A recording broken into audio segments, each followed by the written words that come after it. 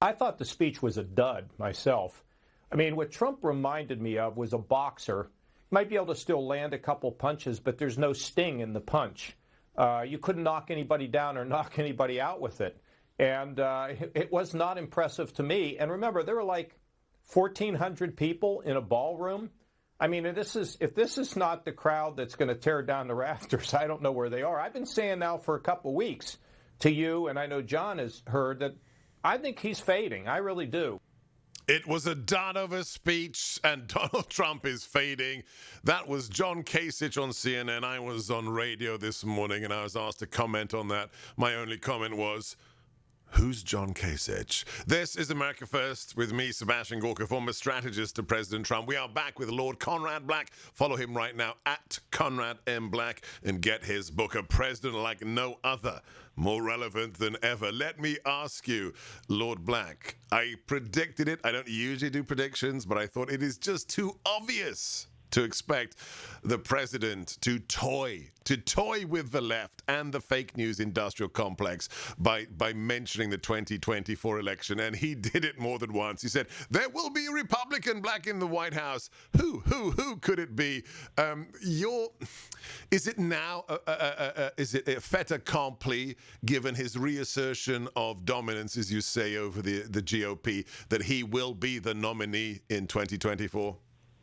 I would say not quite, because he is 74. He's obviously in very good health, but he could feel tired 3 years from now. That's possible, but and you can't say fait accompli, because he could make a mistake. He could really squander some support if he were to make a mistake. But I would say that there is no doubt that that's what he intends to do, and there's no doubt that, barring either a deterioration in his health or a blunder by him, he can do it if he wants it. He appears to want it. I want to say two things. One, he actually said, in effect, he was running because he said there will be a Republican president back in the White House. Well, the only living Republican president apart from himself is George W. Bush, and he took 2 terms, so he's term limited. He can't come back. Indeed.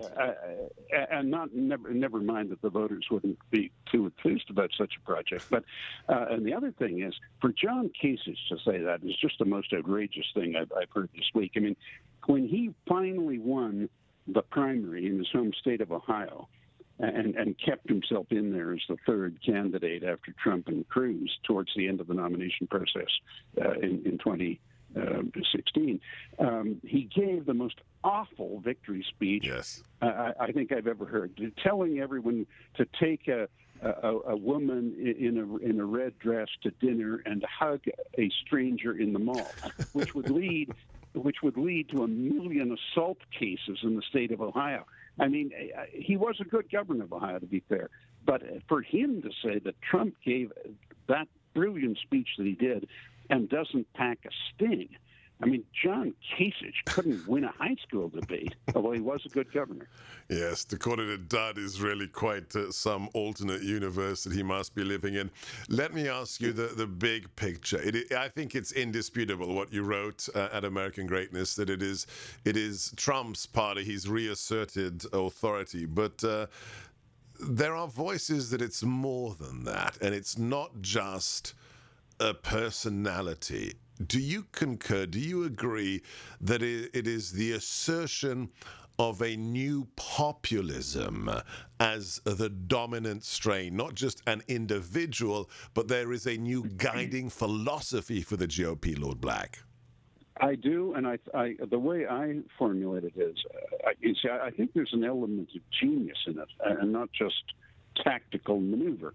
Although there's nothing wrong. I mean, that's what you do in politics, right, and indeed in any competitive occupation. But what he's doing and what he successfully did as president is make the Republican Party attractive to a vast swath of the electorate, fiefdoms the Democrats had felt pretty well undisturbed in since Roosevelt's time. I mean, Eisenhower poached some of them, Nixon poached some, Reagan poached some, but generally speaking, the Democrats had the African-American vote, the Hispanic-American vote, the working-class vote generally. They had all of that.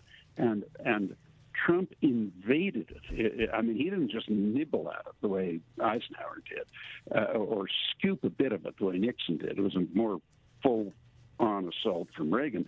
And of course, all three of those men won huge election victories as president.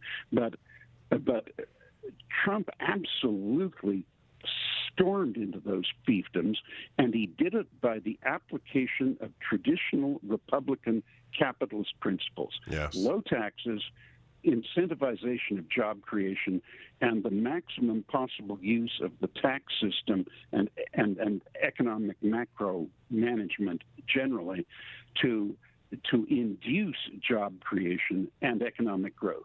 So he applied capitalist methods to attract the votes of traditionally welfare-addicted groups. And it was genius, and it worked. No, it did. I have one concern, and I see it moving forward as a conservative shaped by Reagan and by Thatcher. I see an Achilles heel on the right, in the institutional right here. There are many other things to do with social media, big tech, and so forth, and protections against election fraud. But when it comes to the institutions of the right, I don't see the filters by which more America First candidates will be selected. I don't see the organic connection between the America First agenda and the RNC. Do you think that can be solved in short order? Well, I found the congressional results last year very encouraging that way. I mean, the Republicans said they had 4 women take back districts in California. I think Correct. 2 were Asian women, and they picked up 20 seats or something like that, which was completely unexpected. And my impression was they did it with a lot of very presentable, articulate MAGA candidates. I mean, people. But do you think it was organic? Do you think it was conscious or more of an organic MAGA success? Look, to be fair, I'd have to give it more analysis and no more in detail. I don't want to get out of my depth here, but my impression was that the party, I think they nominate in different districts by different methods. Sometimes it's more or less of a directed thing. Sometimes it's a spontaneous choice of the Republican Association in the district. But in general, they by some combination of methods, they're percolated up to the top and into the nomination a new type of very attractive candidate, not humdrum people. I mean, I saw lots of them interviewed, like that lady from Russia who still speaks with a bit of a Stars or whatever her name is. Yes. And she was a very impressive candidate with a remarkable personal history. And if you missed that, she was one of the stars, the unheralded stars of the outrageous House impeachment charade, and her calling out that show trial for what it was. We're going to get her on America First. But in the meantime, you have to read Trump's triumph at CPAC on our Twitter and Facebook feeds right now. Follow this man, Lord Conrad Black, at Conrad M. Black. I'm Sebastian Gorka. This is America First.